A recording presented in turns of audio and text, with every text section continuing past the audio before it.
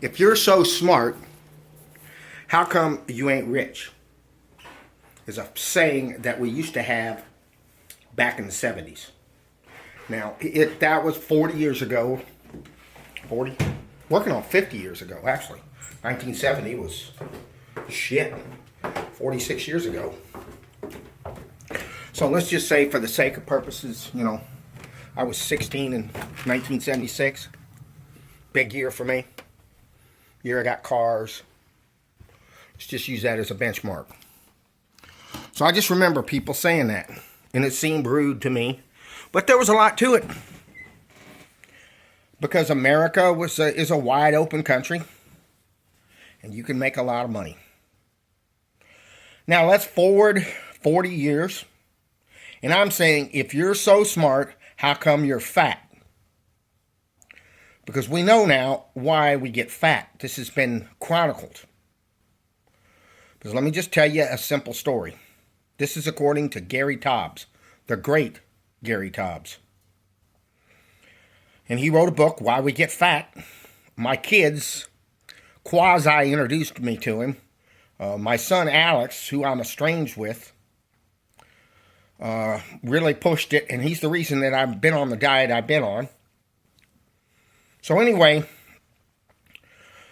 he tells the story that 50 years ago, people understood that if you're fat, it's because of bread, it's because of rice, it's because of potatoes, any of those carbohydrates that we use for energy.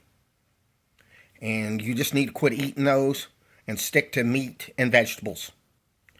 And they even went to extremes. He goes in his book, and he goes back to England, where British diets would put people on a diet, and they would put them in bed and have no activity. And they would just feed them meat and vegetables. That's pretty much what they did, and it worked for hundreds of years. He says it goes back, I guess, at least 200 years, maybe more, that we've known this. So along comes 1970s. And all the big shots decided that they wanted to make everything into a wheat field, a corn field, a soy field. And that was going to be our source of food. Now, I might have left out rice, something like that. But they wanted grains to be our source of food because you can grow a lot of it. You can make little bitty, tiny, weak people that buy electronics and buy computers and buy their houses. They can buy a house like one I saw in Dallas on a sign, $600,000 houses, and work their little fingers to the bone. And that was their scheme. Maybe it wasn't fleshed out, but that, either by design or by evolution, that's what happened. So everybody decided, and people still think, that that's how you do it. If you're too fat, you're not exercising enough, and you need to burn this off. Well, I submit that doesn't work. If you go to any gym and you look at the bodies of people where they have an aerobics part and a lifting part, you'll see that the lifters, generally speaking, have better bodies, more muscular, less fat. Maybe not all the time, but most of the time. Because quite simply, you cannot burn the calories through exercise that you can make up through eating. And bear in mind, when I went to bed last night, at 11 o'clock, and I got up at 7, that's 8 hours, my basal metabolism is about 80 calories an hour, just for an example. So I burned 8 times 8. What is that? 640 calories while I was asleep. I would have to jog 6 miles to burn that. So what would you rather do to burn calories? Go to sleep or jog 6 miles? So just burning calories is not the answer. Now, if you do something to light up your metabolism and you're burning more calories, that's it. That helps. But the problem with that is you've got to eat more. You've got to eat more. You've got to buy supplements to get that done, blah, blah, blah. And it's real simple. Why are you doing all that? because you do not know or you don't have the discipline to do it the right way. Or you're just screwed up. For instance, me. I am dealing with an injury now. My shoulder hurts, my back hurts, my lower back hurts.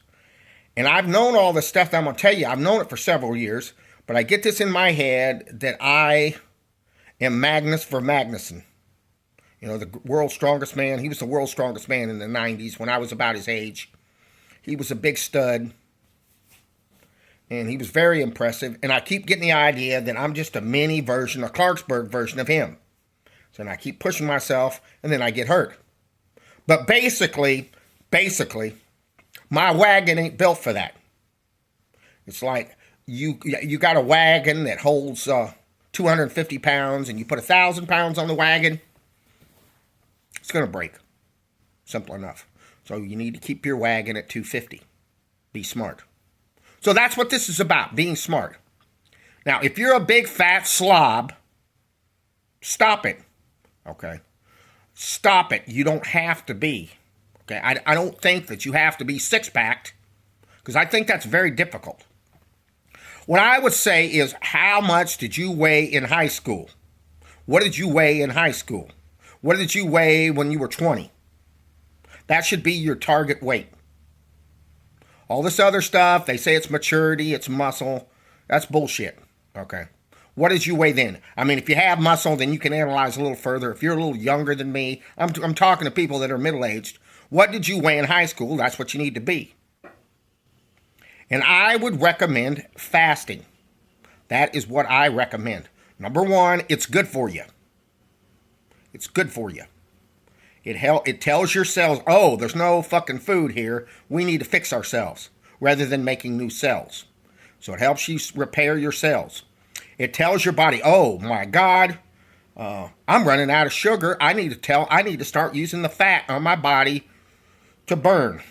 And you look better. That's good. Okay. And lastly, it disciplines your mind. All right. You're disciplined when you can do this. And it doesn't take any preparation. It doesn't take any money. It's the way to go. All right. Now, you're going to have all this stuff where, you're going to go all conniption fit and get nervous and think it's terrible and think you're going to die where you're not. Okay.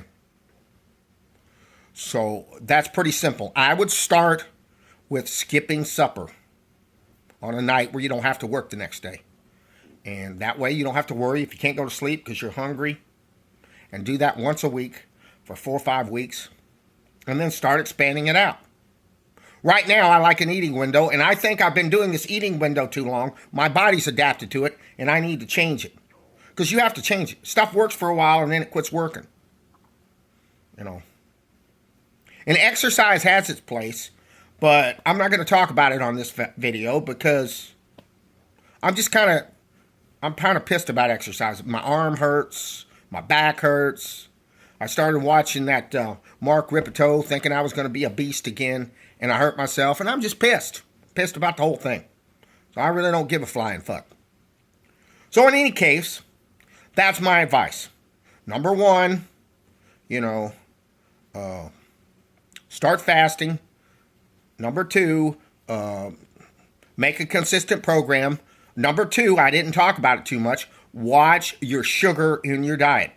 Your sugar, your carbohydrates. Number three, don't put blind faith in exercise because it don't work. All right? And number four, try not to have too much fun because that's what I do. To me, like having 4 candy bars a day is the greatest life ever. But it just don't work. Out.